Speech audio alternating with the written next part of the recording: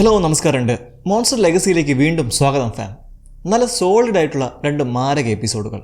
ആ ത്രില്ലിംഗ് എപ്പിസോഡുകളിൽ നിന്നും നമ്മൾ വീണ്ടും മോൺസ്റ്റർ വേഴ്സിലേക്ക് കടക്കുമ്പോൾ ക്യാരക്ടർ ഡെവലപ്മെൻറ്റും അവരുടെ ഇമോഷണൽ സൈഡ് നമുക്ക് കൂടുതൽ മനസ്സിലാക്കി തരുന്ന ഒരു അധ്യായമാണിത്. ഏറ്റവും പവർഫുള്ളായ ഒരു മോൺസ്റ്റർ കൺമുന്നിൽ, ടൈറ്റൻ എക്സ്. ചിലിയിൽ വെച്ച് ലീഷായ്ക്കും കേക്കോയ്ക്കും മുന്നിൽ അതിനെ ദൃശ്യമായത് അവരിന്ന് വന്ന ദൗത്യത്തിന്റെ വിജയമായിരുന്നു. എങ്കിലും പ്രശ്നം നമ്മൾ കണ്ടതല്ലേ. ടൈറ്റൻ എക്സിന്റെ ഇത്തിക്കണ്ണികളായ സ്കരാബ്സിനെ ചവിട്ടി തട്ടി മാറ്റുന്ന കണ്ട് അതിന്റെ ടെൻഡക്കിൾസ് ചുഴറ്റിയത് വഴി ആ രണ്ടുപേരും തെറിച്ചൊരു കുടിലേക്ക് പോയി വീണു.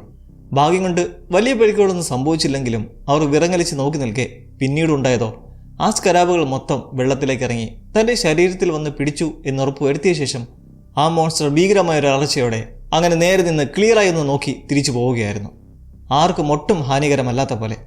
സ്കരാബുകളുമായി കമ്മ്യൂണിക്കേറ്റ് ചെയ്യുമ്പോൾ ഈ മോൺസ്റ്ററിന്റെ ശരീരം ചുവന്ന് പ്രകാശിക്കുമ്പോൾ അതേപോലെ തന്നെ ഈ സ്കരാബുകളുടെ കാര്യത്തിലും ആ ബഗ്ഗുകളെല്ലാം വന്നൊട്ടി പിടിക്കുന്നതും കളർ മാറി സാധാരണയുള്ള നീല കളറായി അത് തിരികെ വെള്ളത്തിലേക്ക് മുങ്ങുന്ന കാഴ്ച നല്ല രസമുള്ള ഒന്ന് തന്നെയാണ്. കേക്കോയും റിയലൈസ് ചെയ്യുവാണ് ഇതങ്ങനെ പ്രശ്നക്കാരനല്ല, അതിൻ്റെ ഇത്തിൽ കണ്ണുകളെ നോവിച്ചാലേ വിഷയമുള്ളൂ. എന്നാൽ ഈ വലിയ മോൺസ്റ്ററിന്റെ കയ്യിൽ നിന്ന് രക്ഷപ്പെട്ടെങ്കിലും അതിലും വലിയ അപകടം അവിടെ തന്നെ ഉണ്ടായിരുന്നു, മനുഷ്യർ. ടൈറ്റൻ എക്സ് പോകുന്നതിൻ്റെ ഫോട്ടോസ് കേക്കോ ദ്രുതഗതിയിൽ എടുക്കുന്നത് അതേ സമയത്താണ് തങ്ങളുടെ ദൈവം എൽ ഗ്രാൻഡയസ് ഡെൽമാർ പോയി എന്ന് മനസ്സിലാക്കി ഓരോ ഗ്രാമവാസികൾ അവരുടെ പുര തുറന്നിറങ്ങി വരുന്നത്. കേക്കോ ദൈവത്തിൻ്റെ ഫോട്ടോ എടുത്തെന്ന് മനസ്സിലാക്കിയതും അവരെല്ലാം കൂടി വളർന്നിട്ട് ക്യാമറ താന്നും പറഞ്ഞ് നിൽക്കുവാണ്. ലീഷയുടെ കയ്യിലുണ്ടായിരുന്ന ഗണ്ണാണെങ്കിൽ ആ വീഴ്ചയിൽ അവിടെ മിസ്സാവുകയും ചെയ്തു. പ്രശ്നക്കാരനായ ടോമസ് അവൻ്റെ മറ്റേ കത്തി ഉണ്ടല്ലോ അത് വെച്ച് ഭീഷണിപ്പെടുത്തി ക്യാമറ തന്നാലേ വിടുള്ളൂ എന്ന് പറഞ്ഞങ്ങനെ നിന്നു. ക്യാമറ കൊടുത്താലും ജീവനോട് പോകുമെന്നതിന് ഒരു ഉറപ്പുമില്ല കേക്കോയ്ക്കും. ഈ രണ്ടുപേരുമായി കുറച്ച് അടുത്തതുകൊണ്ട് ലൂസിയ തൻ്റെ ഇടഞ്ഞു നിൽക്കുന്ന ആൾക്കാരോടായി പറഞ്ഞു നോക്കുന്നുണ്ട്, അവരെ വിട്ടേക്ക്, ഈ ഫോട്ടോ കണ്ടൊന്നും പുറലോകത്തുള്ള ആരും വിശ്വസിക്കാൻ പോണില്ല, ഇവർ പറയുന്നതൊക്കെ ഭ്രാന്താണെന്ന് അവർ കരുതുള്ളൂ. എന്നാൽ ടൊമാസിനും അഗസ്റ്റിനും ഒക്കെ ഒരു റിസ്ക് എടുക്കാൻ തയ്യാറല്ല. നാളെ ആരെങ്കിലും നമ്മുടെ ഗ്രാമത്തിൽ മാത്രം ഒതുങ്ങുന്ന ഈ രഹസ്യം വിശ്വസിച്ചാൽ പിന്നെ അവർ ഇങ്ങോട്ടേക്ക് കൂട്ടമായി എത്തും. നമ്മുടെ ജീവനെയും നാടിനെയും അന്നത്തിനെയും എല്ലാം അത് നല്ലോണം ബാധിക്കും. അതുകൊണ്ട് ക്യാമറ ഇപ്പോൾ കിട്ടണമെന്ന് പറഞ്ഞ് കത്തി വീശി വിഷയമാവുന്നതും ലീഷ മിന്നൽ ആക്രമണത്തിൽ അവനെ കുലുക്കി മാറ്റി കത്തി കൈക്കലാക്കി കഴുത്തിൽ വയ്ക്കുന്നതും ജനങ്ങളും പരിഭ്രാന്തരാകുന്നു. ലീഷയ്ക്കും അറിയാം തങ്ങളെ കൊലക്കി കൊടുത്തവരാണ് ഇവരെല്ലാം, അതുകൊണ്ട് ക്യാമറ കൊടുത്താലും ഇവിടുന്ന് ജീവനോടെ ഇവർ വിടാൻ പോകണില്ല. അങ്ങനെ എല്ലാവരെയും പകച്ചു നിർത്തി ലീഷയും കേക്കോയും 19ാമത്തെ അടവെടുക്കുവാണ്, ഓടിക്കോ. അവരങ്ങനെ ഒരു കാട്ടുപ്രദേശത്തെത്തി നിന്നെങ്കിലും ഗ്രാമവാസീസ് ബ്ലഡി റേഞ്ചിലായിരുന്നു. അവർ കണ്ടുപിടിച്ചിട്ട് അടങ്ങും എന്ന പോലെ തീയും ചൂട്ടുമായി ഒരു പട തന്നെ വരുന്നത് കണ്ട് ലീഷയ്ക്കൊരു ബുദ്ധി തോന്നി. ആ ക്യാമറയിൽ റീലെടുത്ത് മാറ്റിയിട്ട് ക്യാമറ അവിടെ ഉപേക്ഷിച്ചു. അവർക്ക് ക്യാമറ കണ്ടു കിട്ടിയ സമാധാനമാവും. ഫോട്ടോ ഇതിനകത്ത് തന്നെ ഉണ്ടെന്ന് പറഞ്ഞ് അത് നശിപ്പിച്ച് സമ്മാനിച്ചോളും. അത്രയ്ക്കത്രയ്ക്കുള്ള അറിവേ ഉള്ളൂ എന്ന് ലീഷ ഇതിനോടൊപ്പം തന്നെ മനസ്സിലാക്കി എടുത്തത് നന്നായി.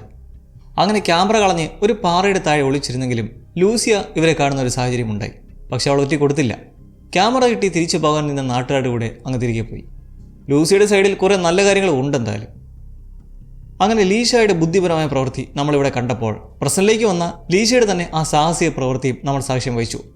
മൊണാർക്ക് ഔട്ട് പോസ്റ്റ് 18 കപ്പലിൽ കയറിപ്പറ്റി സ്കരാബിനെ പിടിച്ചുകൊണ്ടുപോയി ദൂരെ ഒരു ഭാഗത്തായിട്ട് ടൈറ്റൻ എക്സ് കപ്പലിൻ്റെ അടുത്തേക്ക് വന്ന് വൻ അപകടം ഉണ്ടാവുമെന്ന് തടഞ്ഞപ്പോൾ ഇതിനിടയ്ക്ക് സിസ്റ്റം മൊത്തം ഓവർ ഹീറ്റായത് മൂലം എഞ്ചിൻ ഡൗൺ ആയത് നമ്മൾ കണ്ടിരുന്നു. റിപ്പയർ ചെയ്ത് എമർജൻസി ഫംഗ്ഷൻ വെച്ചിട്ട് അവരിപ്പോൾ ജപ്പാനിലെ ടോക്കിയോ തുറമുഖത്ത് അടുപ്പിച്ചിട്ടുണ്ട്. ഇവിടെ നമുക്ക് വ്യക്തമായി കാണാം ആ കപ്പലിൻ്റെ സൈസ്. നമുക്ക് മുന്നിലൂടെ വലുതായി കടന്നു പോകുന്ന ട്രക്ക് തോണ്ടേ, അതിനേക്കാളും വലിയ കപ്പലുകൾ തുറമുഖത്ത് നങ്കൂരമിട്ടിരിക്കുന്നു. ആ കപ്പലുകളെക്കാളും എത്ര ഭീമനാണോ ഔട്ട് പോസ്റ്റ് 18 നിന്ന് നോക്കിയേ. കൊള്ളാം, സൂപ്പർ. എന്തായാലും കര തൊട്ടതോടെ കെയ്റ്റുമല്ലേ അവിടം വിട്ട് വീട്ടിലേക്ക് പോയേക്കാമെന്ന് കരുതി ഇറങ്ങുവാണ്. കാരണം താൻ ഇനി നിന്നാൽ പ്രശ്നങ്ങൾ കൂടുകയുള്ളൂ. ഒരു പുതിയ മോൺസ്റ്ററിനെ ലോകത്തേക്ക് കടത്തിവിട്ടു. പോരാത്തതിന് സ്കരാബിനെ ഉപയോഗിച്ച് ഒരു വൻ അപകടത്തിനടുത്ത് വരെ കപ്പലിനെ കൊണ്ട് എത്തിച്ചതിലും താനൊരു കാരണക്കാരിയാണ് എന്ന കുത്തലുള്ളിലുണ്ട്. ഇവൾ ചുമ്മാ കറങ്ങാൻ ഇറങ്ങിയാണെന്ന് കരുതിയാണ് മെയ് കെയ്റ്റിനടുത്തേക്ക് വന്ന് സംസാരിക്കുന്നത്. എന്നാൽ അവൾ തൻ്റെ അച്ഛൻ്റെ പൈതൃകത്തിനെ പറ്റിയ ആളല്ല എന്ന തോന്നലിൽ അവിടെ വിടുകയാണ് എന്നറിയുമ്പോഴാണ് മെയ് അവളെ പറഞ്ഞ് മനസ്സിലാക്കിപ്പിക്കാൻ തുടങ്ങുന്നത്. പിന്തിരിഞ്ഞോടാതെ നിന്ന് പൊരുതൂ എന്നൊക്കെ പറഞ്ഞിട്ട്, ഞാനിവിടുന്ന് പോകുന്നതായിരിക്കും എല്ലാവർക്കും നല്ലതെന്ന തോന്നൽ കണ്ട് നീ എന്നെ എങ്ങനെയാണോ കണ്ടേക്കുന്നത് എന്ന രീതിയിലുള്ള പരിഭവം കാട്ടി മെയ്യോ അവിടെ നിന്ന് അവളുടെ പാട് നോക്കി പോകുന്നു. കാരണം ഷിപ്പിൽ ഇനി മെയ്ക്കൊന്നും ചെയ്യാനില്ല. അതുകൊണ്ട് അവളുടെ പാട് നോക്കി പോകുമ്പോൾ ഉള്ളിലിപ്പോൾ ചൂടേറിയ ചർച്ചകളാണ്. അതിൽ പ്രധാനം ചൂട് കൂടി കപ്പലിൻ്റെ പ്രവർത്തനം ഭാഗികമായി തകരാറായതിനെക്കുറിച്ച് തന്നെ.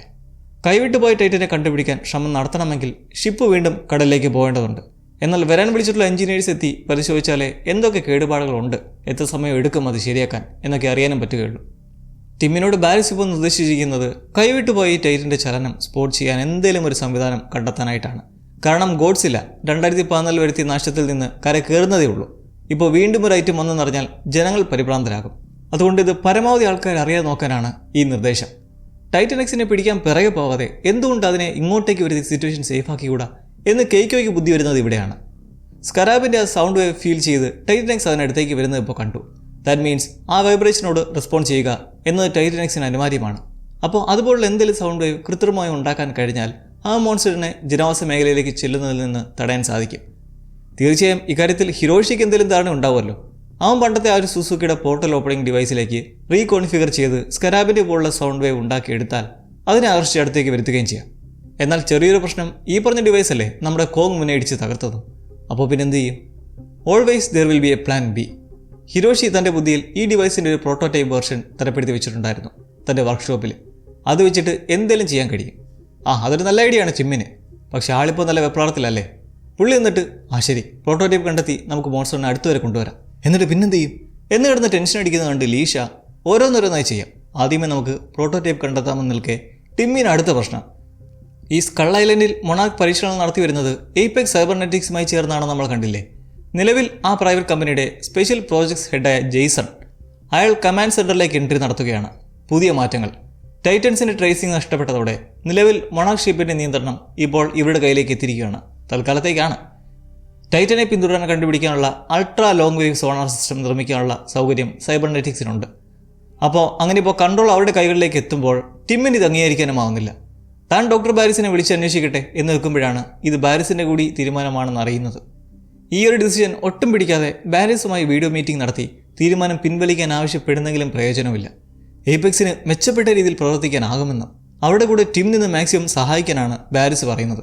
ഒപ്പം ലീഷായും കേക്കോയും ചോദ്യം ചെയ്യലിന് വേണ്ടി കൈമാറാനും. ടിമ്മിന് ബോധമുണ്ട്. അവനറിയാം ഈ വിഷയങ്ങളിൽ ഇത്ര പരിചിതമായ ലീഷയും കേക്കോയും ഇപ്പോൾ കൂടെ നിർത്തിയില്ലെങ്കിൽ അത് വലിയ മണ്ടത്തരമാണെന്ന്. പക്ഷേ ബാരിസിൻ്റെ കണ്ണിൽ ലീഷ ഒരു ക്രിമിനലാണ്. മൊണാർക്കിൻ്റെ മറവിൽ നിന്ന് അയാൾ നടത്തിയ ചലനങ്ങൾ അവർക്ക് അംഗീകരിക്കാൻ കഴിയുന്നതല്ല. പക്ഷേ ടിമ്മിന് അതിശയമുണ്ടാക്കുന്നൊരു കാര്യം, മുന്നേ ലീഷയെ ക്വസ്റ്റ്യനിങ് തയ്യാറാക്കാനായിരുന്നു പറഞ്ഞിരുന്നത്. ഇപ്പോൾ ദേ കേക്കോയും ചോദ്യം ചെയ്യണമെന്ന്. എന്നാൽ ടിം എന്ത് ചെയ്യുന്നു? പുതിയ ടീം എന്തെങ്കിലുമൊക്കെ ചെയ്ത് തുടങ്ങും മുന്നേ ഈ കോൺവെർസേഷന് ശേഷം ഒട്ടും വൈകാതെ കേക്കോയും ലീഷായും കപ്പലിൽ നിന്ന് നൈസായി അങ്ങ് പുറത്തേക്ക് കടത്തുവാണ്. ഒപ്പം ഹിരോഷിയും കെൻഡോറയും ഉണ്ട്. കാരണം ഇനി ഷിപ്പിനുള്ളിൽ നിന്നാൽ ലിമിറ്റേഷൻസ് ആയിരിക്കും. അതിന് മുന്നേ പുറത്ത് ചാടിയാൽ മുന്നേ പറഞ്ഞ ഡിവൈസിൻ്റെ ആ പ്രോട്ടോടൈപ്പ് പോയി കണ്ടുപിടിച്ച് ടിമ്മിവർക്കൊപ്പം നിന്ന് പ്ലാൻ ചെയ്ത് ആ പരിപാടി നടത്താൻ പറ്റും.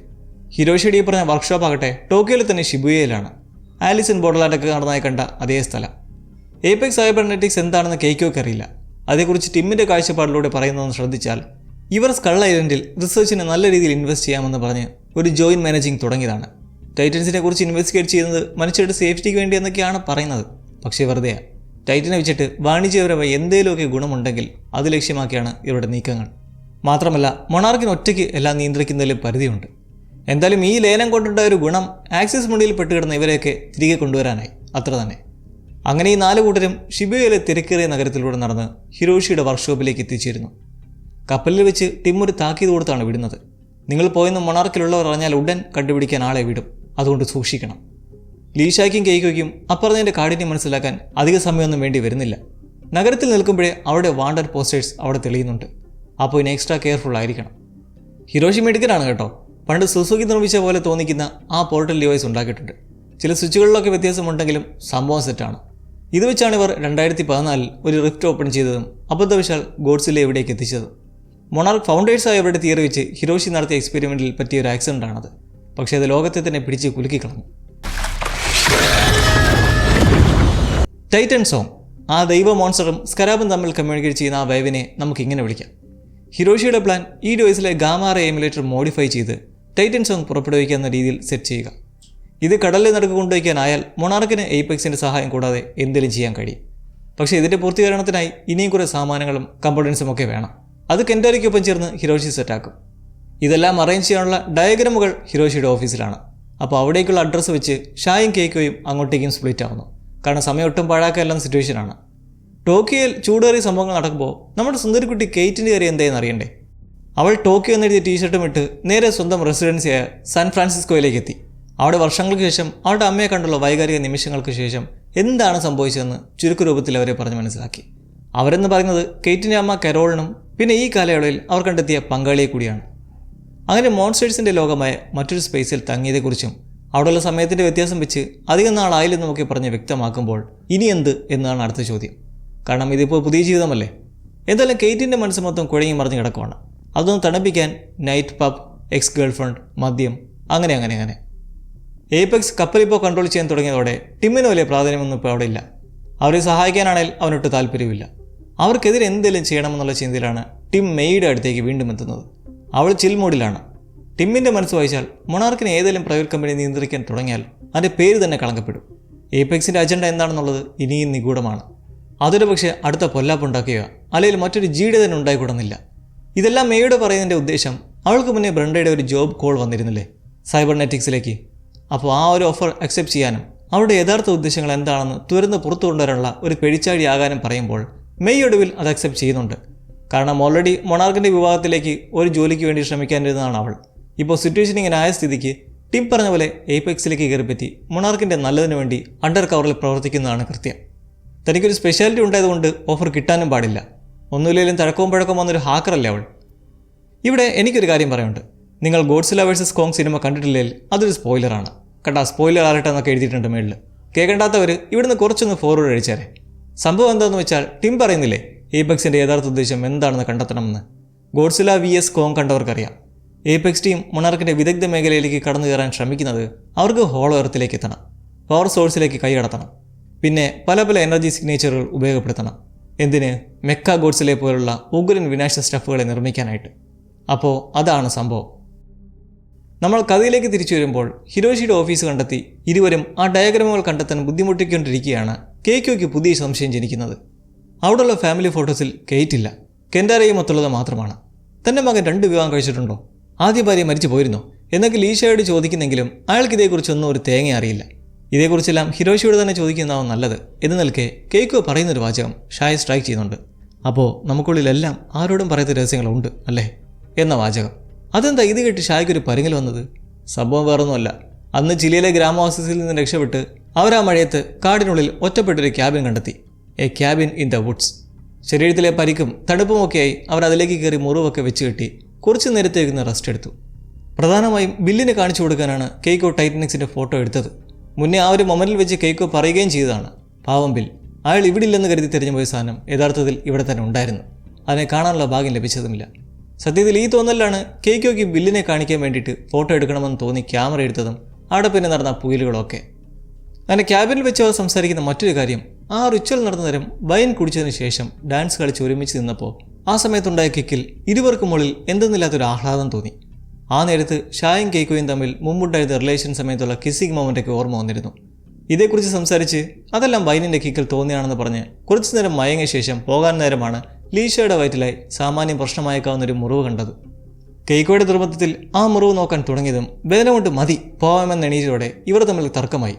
അങ്ങനെ പറഞ്ഞ് നിന്നെ നഷ്ടപ്പെടുത്താൻ എനിക്ക് കഴിയില്ല എന്ന് ഷാ പറഞ്ഞതും ആ ഒരു മൊമെൻറ്റിൽ ഇരുവർക്കുമുള്ളിലെ ആ സ്നേഹം വീണ്ടും ഉണർന്നു.